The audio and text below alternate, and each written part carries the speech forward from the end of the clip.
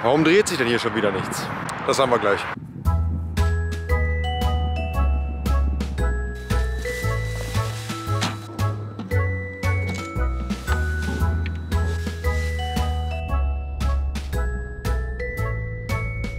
Viel besser.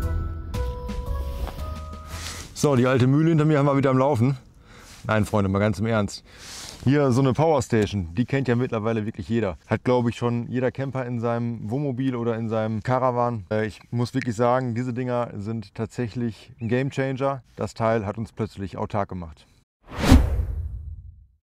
Ja, und damit herzlich willkommen zu einer weiteren Folge vom Palmencamper. Ich möchte euch heute die Allpowers 1500 Powerstation vorstellen. Die hat mir Allpowers netterweise zusammen mit diesem Solarpanel da hinten als Bundle zur Verfügung gestellt, um dieses System testen zu können. Denn genau das werden wir dieses Jahr auch machen. Diese Powerstation wird uns in all unsere Reisen oder auf unseren Reisen begleiten. Ich will euch gar nicht langweilen mit irgendwelchen Zahlen, die ich euch hier um die Ohren werfe. Das kann sich am Ende eh keiner merken, das könnt ihr alles nachlesen. Packe ich euch gerne in die Videobeschreibung. Ganz kurz und knapp, das Teil hat 1800 Watt Dauerleistung und das Solarpanel hinter mir hat 200 Watt. Das heißt, ja, der Ladestrom ist da auch schon recht ordentlich. Wenn ich das Teil hier mit Haushaltsstrom, also ganz normal einer Steckdose zu Hause auflade, lade ich hier mit 400 Watt. Das heißt, das Teil ist in knapp 2 Stunden voll. Mega gut. Ich habe knappe 1100 Wattstunden zur Verfügung, was im Umkehrschluss bedeutet, dass ich hier ein Gerät, was 1 Watt Stromverbrauch hat, ca. 1100 Stunden betreiben könnte. Das Ganze kann man jetzt hochrechnen. Bei 10 Watt sind es schon nur 111 Stunden und so weiter. Also, das Teil hat wirklich ordentlich Power. Ich habe damit schon ein Wochenende bzw. eine Nacht auf dem Campingplatz verbracht in meinem Opel Corsa. Das Video verlinke ich euch mal hier oder hier oben. Ja, und jetzt würde ich sagen, kommen wir erstmal zu den Anschlüssen von dem Gerät, von dieser Powerstation. Da haben wir einmal hier die USB-A-Anschlüsse mit jeweils 18 Watt, USB-C darunter, die neuere Variante mit 100 Watt Anschlüssen. Diese ganzen separaten Anschlüsse hier sind einzeln anzusteuern, beziehungsweise man schaltet die Powerstation ein, muss dann nochmal hier drauf drücken oder halt hier unten auf den Power-Knopf und dann kann man diese ganzen Anschlüsse separat ein- bzw. ausschalten. Hier haben wir den altbewährten und altbekannten Zigarettenanzünder, den 12 Volt DC-Anschluss, also Gleichstrom. Ja, kennt man aus eigentlich jedem Fahrzeug. Unten drunter haben wir die 230 Volt Anschlüsse, 4 Stück an der Zahl, schön mit so Gummiabdeckungen hier, wasserdicht verriegelt bzw. abgedichtet. Das Teil ist allerdings nicht wasserdicht, das darf man jetzt nicht falsch verstehen. Ja, da haben wir 4 Stück hier an der Zahl. Das ist schon wirklich reichlich. Man soll damit sogar einen Föhn betreiben können mit 2000 Watt, allerdings natürlich dann nur kurzzeitig, bis das Gerät dann irgendwann abschaltet. Da ist so eine Überlastschaltung drin, bis das Gerät sagt, das wird zu heiß. Das geht nicht. Dann muss das Gerät kurz abkühlen und dann kann man weiter Strom entnehmen. Was allerdings sehr gut funktioniert, ist natürlich einmal Akkus laden. Es gibt ja ungefähr 1 Million verschiedene Einsatzorte oder Einsatzzwecke oder Situationen, in denen man so eine Powerstation natürlich optimal nutzen kann. Und mir fallen da Sachen natürlich ein wie Camping, ganz klar Wohnmobil, im Pkw, im Zeltbereich. Ja, auf dem Fahrrad wird es vielleicht ein bisschen schwierig, wenn man jetzt so Fahrradcamper ist oder wandern. Dafür ist es dann natürlich zu groß, ganz klar, dafür ist es aber auch nicht gedacht. Aber auch zum Beispiel einfach im heimischen Garten. Wenn man irgendwo keine Stromquelle zur Verfügung hat, vielleicht sein Radio anschließen möchte oder was weiß ich, keine Ahnung, irgendeine Eiswürfelmaschine im Sommer stelle ich mir vielleicht noch vor. Ich weiß es nicht, keine Ahnung. Wenn euch noch was einfällt, denn ihr habt bestimmt ganz, ganz tolle Ideen, wo man so ein Gerät einsetzen kann, schreibt es mir mal in die Kommentare. Vielleicht kriegen wir noch mal ein Video zusammen, wo man ja, die kuriosesten Einsatzorte zusammenträgt. Außerdem haben wir hier auf der Vorderseite noch ein großes Display, welches uns den Akkustand anzeigt, aktuell bei 98%. Und die Wattzahl, die in das Gerät hineinfließt, wenn wir jetzt da den externen Stromanschluss dran hätten oder das Solarpanel. Oder auch die Wattzahl, die ausgegeben wird von dem Gerät.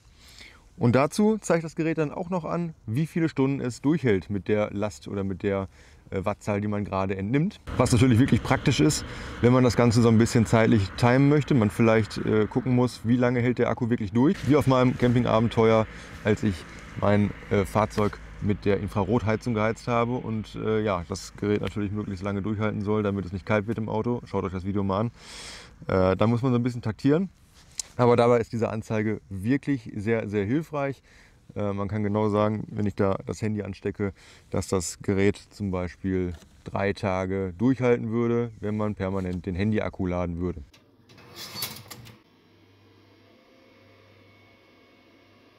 Dann habe ich zu den Anschlüssen, die hier auf der Vorderseite sind, oben auf dem Gerät. Ich kann das vielleicht mal so rüber schwenken. Weiß nicht, ob man das erkennen kann, wahrscheinlich eher nicht. 2x 15 Watt Wireless Laden bzw. Induktionsladen fürs Handy. Das Ganze schaltet man an, indem man hier die Powerstation generell erstmal einschaltet. Danach hier die USB-Ladung anmacht und dann nochmal 3 Sekunden auf den Knopf drückt, bis dann hier oben das Induktionsladen einschaltet. An der Seite des Geräts haben wir weitere Anschlüsse bzw. hier so eine kleine Klappe. Und darunter verbirgt sich dann einmal der Anschluss für 230 Volt zum Laden. Die Schnellladefunktion funktioniert wirklich hervorragend. Dann haben wir hier noch den Anschluss für das Solarpanel. Da kann man im Grunde auch jedes Solarpanel anschließen. Der Adapter liegt halt mit dabei und hier haben wir nochmal eine Overload-Sicherung. Auf der anderen Seite haben wir noch eine Klappe und hier könnte man dieses Gerät zum Beispiel als intelligenten Speicher auch für Balkonkraftwerke nutzen. Und da kann man die Geräte miteinander verbinden. Ich müsste jetzt mal nachschauen, wie viele Geräte das tatsächlich sind, aber ich habe dann praktisch einmal den Eingang, den Ausgang und könnte die Geräte übereinander stapeln, kann mir das Ganze auf den Dachboden oder wo auch immer hinstellen, um dann wirklich einen Speicher für zu Hause zu schaffen. Ansonsten kann ich halt noch sagen, das Gerät ist auch wirklich leise im Betrieb.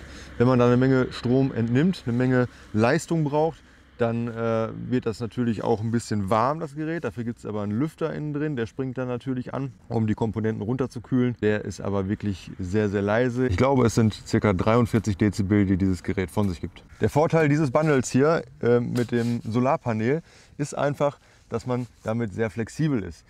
Ich habe hier eine Solarzelle auf dem Dach meines Wohnmobils. Da muss man natürlich ganz klar sagen, die ist nicht immer im optimalen Winkel zur Sonne. Das funktioniert vielleicht mittags um 12, wenn die Sonne wirklich direkt über einem steht. Ansonsten nimmt man da natürlich deutlich weniger Energie auf als mit so einer Anlage, die man jetzt, so wie jetzt gerade, schön in die Sonne stellen kann, sodass der Winkel auch passend ist und ja, wir den Nutzen einfach, die Effizienz am größten ist dieser Anlage. Und dieses Teil hier, das kann man halt einfach auch mal mit aus dem Wohnmobil rausnehmen und vielleicht auch mal, ja, wenn man angeln fährt oder sowas, auf dem Boot mit draufstellen, um dann seine Akkus zu laden, vielleicht eine Kühlbox zu betreiben, um seinen Fisch zu kühlen oder was auch immer. Ihr merkt schon, es gibt da 1000 Einsatzorte für so eine Anlage. Erfahrung kann ich euch leider noch nicht so viele mitteilen. Ich habe, wie gesagt, das Gerät erst einmal ausprobiert und zu Hause natürlich so ein bisschen ausgetestet.